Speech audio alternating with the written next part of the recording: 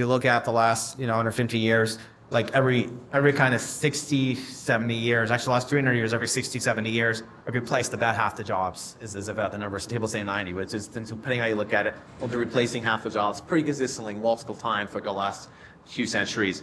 And I think the thing that children are not taught today in school is about productivity and how productivity plays to wealth, right? So I think you said, where does our wealth come from? Why are we wealthy? Why are we wealthy compared to the past? It's the productivity of a person who really matters. So if we hadn't been replacing those jobs, we'd be less productive, we'd be poor, whole society would be less prosperous. It's a very unintuitive thing, politically, people understand, right? So I think healthcare, though, is a great place actually to start with productivity. So right now in America, I know the numbers in Brazil, but in America, you look at the entitlements in healthcare, about 13 times our GDP has been promised in terms of future healthcare entitlements over the next couple of decades. It's a very, very large amount of debt. Actually, if we were currently, we'd be insolvents, right? But we can't ignore it as we're the reserve currency and we can get away with it. But if you think about that, you think, okay, we promised this massive healthcare spending. What do we need to do? And the obvious answer is we have to raise budgeting in healthcare. We absolutely have to automate things in healthcare that are expensive. We have to automate various workers because if we don't, we can't afford healthcare.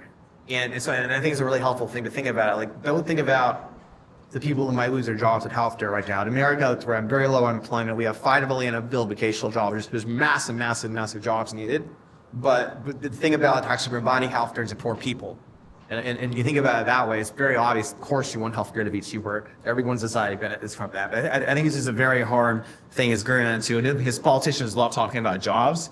But jobs are not what made the country wealthy over the last 100, 200, 200 years. This productivity and productivity actually been growing much more slowly than we like the last 20, 30 years, which is one of the reasons wages seem to have stagnated. We have to get productivity going again. So it's very ironic for all worried about technology replacing jobs right at the point where actually it has not been doing that. Productivity has actually been very stagnant over the last 30 years. And attitudinally, it's actually better for everyone when productivity does go up. That said, the quick cures and disruptions are very scary for a lot of reasons, including politically. And so it is something we're going to have to navigate carefully.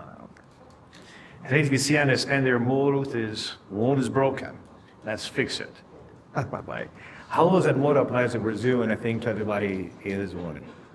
Well, I think the basic idea, what's so fun about being a business person, an entrepreneur, a technologist, is that almost every industry you look at, if you were to design the industry again today from scratch, it's just so extremely different than how it works today. It's an nature of humanity, is that almost everything that's been built and been created has this inertia from the past, where it's now in a very great different state. Sometimes that's because of special interests. Sometimes it's because there's these big corporations that are kind of slow to change. Sometimes it's because there's new technology and those technologies has come along and try to apply to this area. But I think it's really fun to be in a position where we can look almost anywhere to say, here's how I think this thing should work. Here's how it should look. And here's how I'm going to get it there. And then that's our job, is go and fix these things because they're not working the way they should be.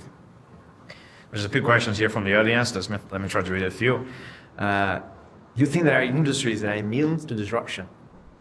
I think that there are industries where the incumbents are very likely to leave because they have very large moats. I think it do very, very hard, especially the way America is working today, to build a new kind of global investment base. It's there's an integrated thing, because the way these things work, I think it's probably better in cells today than hell of the cells. And I think it's probably true for a lot of hospitals as well. I don't think it's the hospitals that are going to go away. But that said, I think the way to make it all right, the way hospitals already are going to change, and there will be some now compete others if they adopt technology and buses better. There's another question here from Carlos Costa, saying the world will reach 11 billion people in the century. Maybe when 11 billion of a century, probably. Yeah. So what are the major? What do you think are the major disruptive opportunities this phenomenon will create, as far as especially increase the population? Well, I guess we're like stepping by something. Try it down. Actually,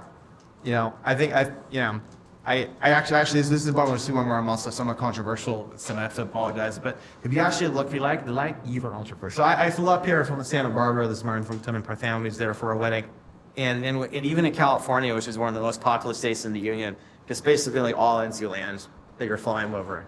And I do like having those suburban land. I like being a margin. I think it's great.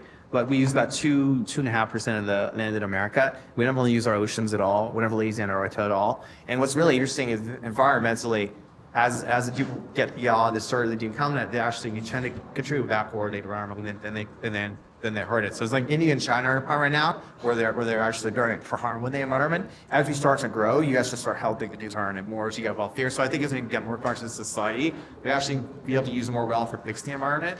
And there's actually plenty of room here in the world. So this is a long conversation, and I'm very bullish that there's no problem at all having 50, 20 billion people like around the society around the world. And if you look at it, it's just all this open area everywhere. So I totally disagree. It's worry about population. However, people who are very extreme right now on the East Coast and around this whole nuclear on not having kids, and I think because their view of the world is so wrong, I think it's fine. They don't want to have kids. So I'm going to have a lot about them. Men ingen som vill säkert, det är 6 sheets.